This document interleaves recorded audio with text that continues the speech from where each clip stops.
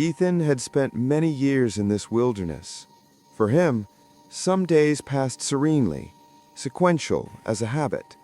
The golden sunshine, the sound of the wind sweeping over the grass, and the quiet of an undisturbed world. But then the wilderness would remind him that every moment concealed a secret, a promise, or a sudden mission. And on one such morning, that secret appeared in the form of 4 small paws and a look of desperation Ethan had never witnessed. Just as Ethan's jeep was about to turn back to the base, a lion cub suddenly darted out onto the road. It was neither fearful nor fleeting. It just stood there, staring directly into Ethan's eyes, letting out a pathetic meow, completely unlike the roar of a predator. It was the sound of a child begging for help.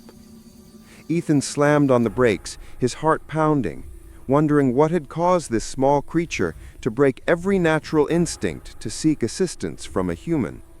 The cub did not wait for an answer. It turned, ran back into the tall grass, constantly looking back and stopping, as if checking whether Ethan was following. That moment was a choice: to ignore it, to dismiss it as a fluke of nature, or to put faith in a nonverbal connection that had just been forged. Ethan gripped his backpack, left the dusty jeep, and plunged after its paw prints. He knew he had to go, because somewhere deep in this bush, perhaps a promise was waiting to be kept. The cub ran fast, but not too fast. It led the way with patient persistence, ensuring Ethan always kept up.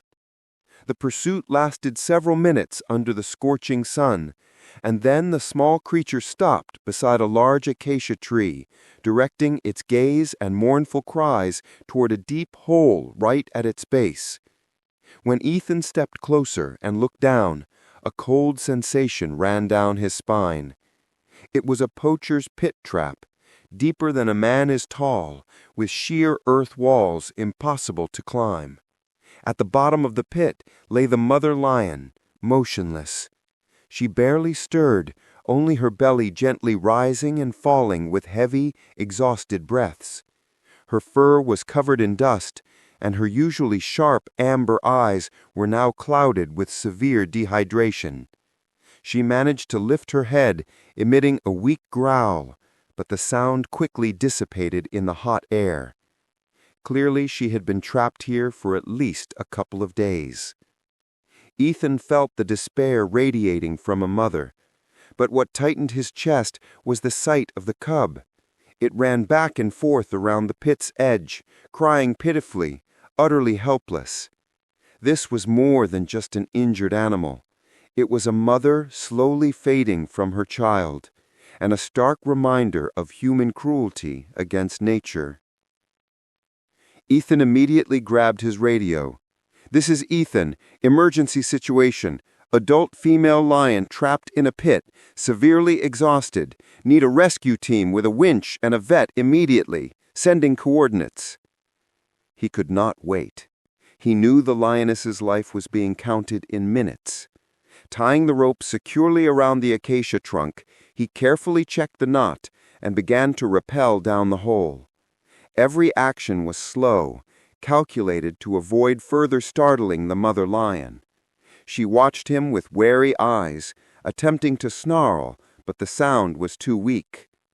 "Easy there, girl," Ethan whispered, slowly crouching a few steps away from her. "I'm here to help."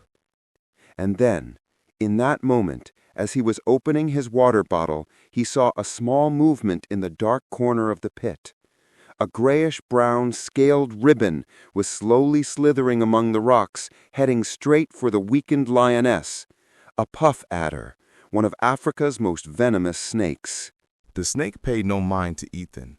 It was focused only on the vulnerable prey. The mother lion was too weak to notice the impending threat, fixated only on the man who had just appeared. Without hesitation, Ethan drew his hunting knife from his belt. He did not want to harm any creature, but this was a life-or-death situation.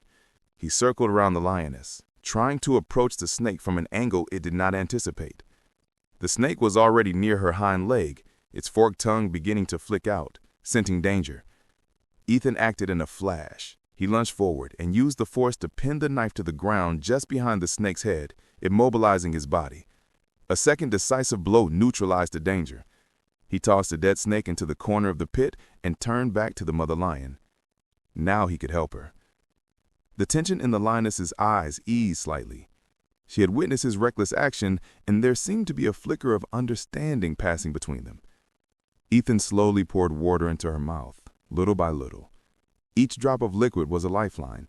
She drank greedily, her cloudy eyes seemingly cleansed, flashing with gratitude. Ethan stroked her large head, whispering, "Hold on, girl. Help is coming." He knew he had just saved her from immediate death, but the larger battle was not over. Just as Ethan felt the first wave of relief for saving the mother lion from the venomous snake, a jarring and horrifying sound echoed from above. It was the high-pitched, frightened roar of the cub. Ethan instantly craned his neck, seeing the cub screaming in his tiny, sharp voice, clearly trying to intimidate or chase someone away. Following that roar was an unmistakable sound, a chilling, savage cackle. "Hyenas," Ethan muttered, "a hunting pack." He knew the pack must have smelled the blood or the mother lion's weakness. Now standing between them and their prey was only the tiny, utterly defenseless cub. Without a moment's hesitation, Ethan grabbed the rope and began scrambling out of the pit as fast as he could, his hands burning from the friction. He ignored the pain, focused only on the desperate cries of the little creature above. As Ethan managed to hoist himself over the edge of the pit and stand upright, the scene before him froze him for a moment. A pack of 6 hyenas had surrounded the pit in a dense circle. Their wicked yellow eyes gleamed with hunger, assessing the situation. And right in the center, amidst predators 10 times its size, was the lion cub. Its fur bristled, its forepaws planted firmly, trying to produce the fiercest growl possible. Though the sound was merely a kitten's hiss, its courage was undeniable. The alpha hyena stepped forward a few paces. In a completely irrational and desperate move, the cub lunged at it in a reckless attack, a small creature against a massive predator. The hyena recoiled in surprise, but the others began to fan out, tightening the circle around the cub. Ethan knew he only had seconds. He sprinted towards the jeep, snatched the flare gun and rifle, and then rushed back. Seeing the circle almost close, Ethan aimed the flare gun and fired a bright red flare high into the sky right above the hyenas. A deafening bang and a blinding flash sent the entire pack into a panic, making them retreat about 30 feet. But they did not leave. They just stopped, communicating with eerie whoops, clearly plotting their next move. The hyenas split into 2 groups, 3 on the right and 3 on the left, starting to close the distance. 2 on the right made a feint. Ethan spun around and fired a rifle shot into the air above their heads. The 2 hyenas backed off, but the group on the left used the distraction to press closer to the pit's edge. Ethan turned back, firing the second flare, this time straight down onto the ground right at the feet of the left group.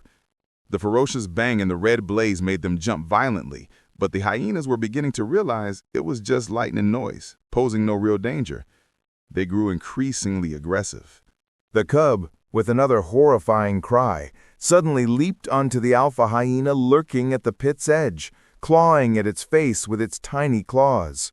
The alpha hyena roared, its sharp teeth bared, ready to finish off the reckless creature.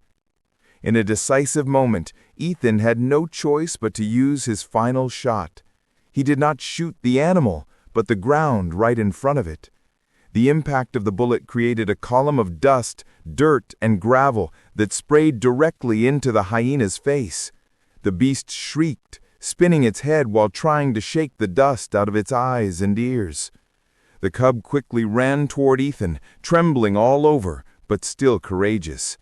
Ethan clutched the cub tightly to his chest, feeling its frantic heartbeat. He was left with 1 flare and an empty rifle, facing 6 hungry predators. The hyena pack began to tighten their circle again, letting out their terrifying cackle. The alpha hyena crouched, preparing for the final launch. Ethan raised the rifle, aiming it squarely at the beast, ready for his final stand. Just then, Ethan heard the most beautiful sound, the roar of a pickup truck engine speeding toward them at high velocity. Help had arrived. The powerful engine noise and the blaring horn signaled the end of the hyena's aggression. The alpha let out a commanding howl, and the entire pack turned tail, vanishing quickly into the tall grass. Ethan lowered the rifle, the entire buildup of tension and fear from the past few minutes pouring out of him. His knees were shaking, his body weak with relief. The cub in his arms was still trembling, but was now nestled close to his chest, seeking safety. 2 rescue vehicles screeched to a halt, and 4 members of the rescue team, including the veterinary specialist Abina and the technician Kwasi, rushed out of the trucks. "Ethan, are you okay?" Kwasi asked urgently. Ethan just nodded, pointing toward the hole. "Mother lion is exhausted, dehydrated, but has received initial aid. The hyenas have been driven off." The rescue team worked like a perfectly tuned symphony, wasting no time. Kwasi and another technician took the mesh rescue stretcher and a rope ladder down into the pit. After the critical 3 minutes, Kwasi checked the mother lion's pulse. "Safe. Proceed." Ethan quickly descended into the pit again to assist. Together with Kwasi, they carefully rolled the lioness from side to side, threading the sturdy rescue net beneath her body.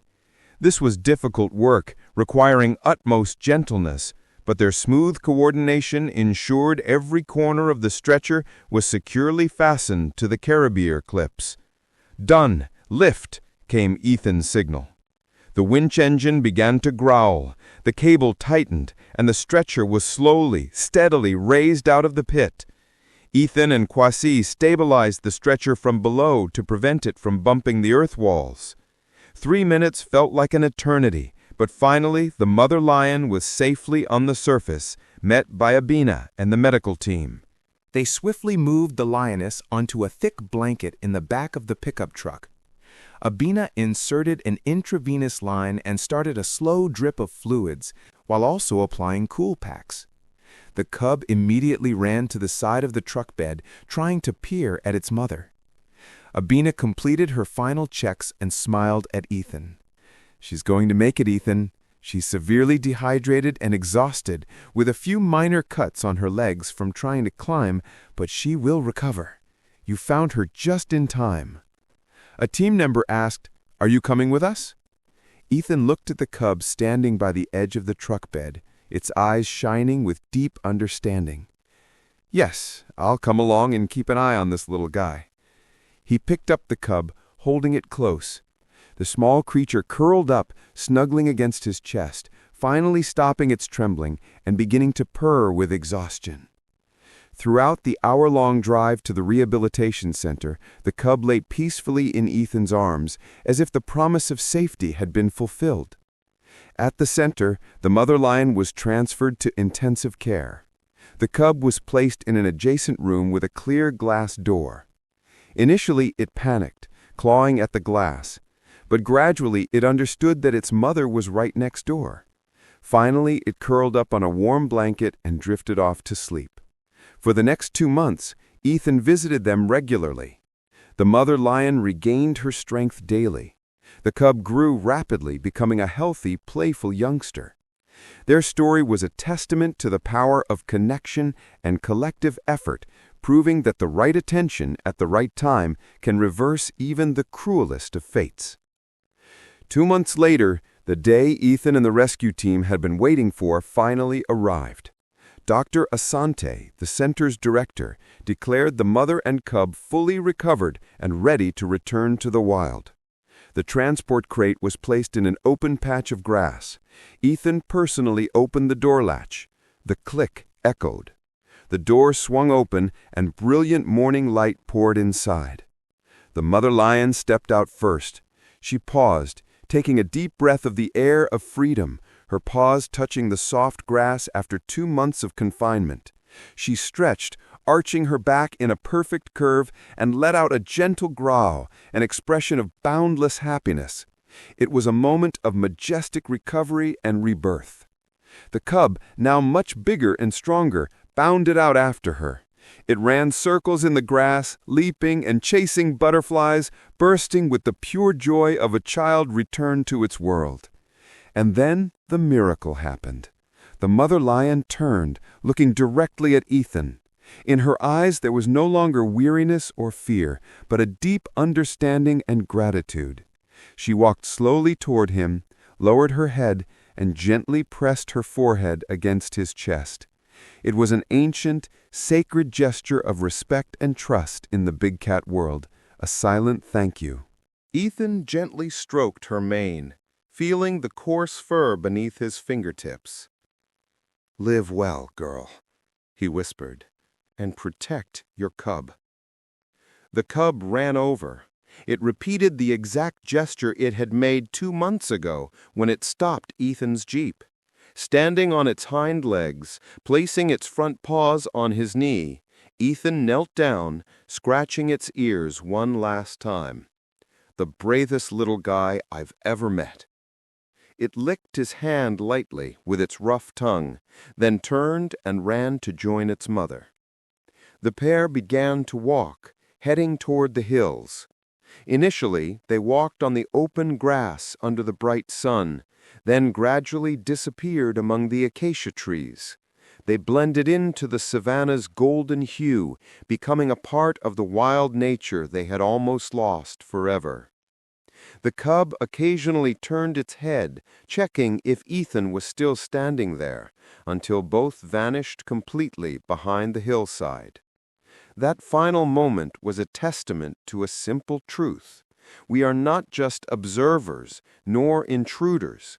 We can be protectors, allies. This story is not just about saving a lion. It is about saving faith. The faith that compassion can break through every barrier, whether it's the barrier of a trap or the wall separating two species. If this story has touched your heart, remember the power of connection. The wild world needs our commitment. Their survival depends on the efforts of dedicated rangers and veterinarians like this team. You can be a part of that solution.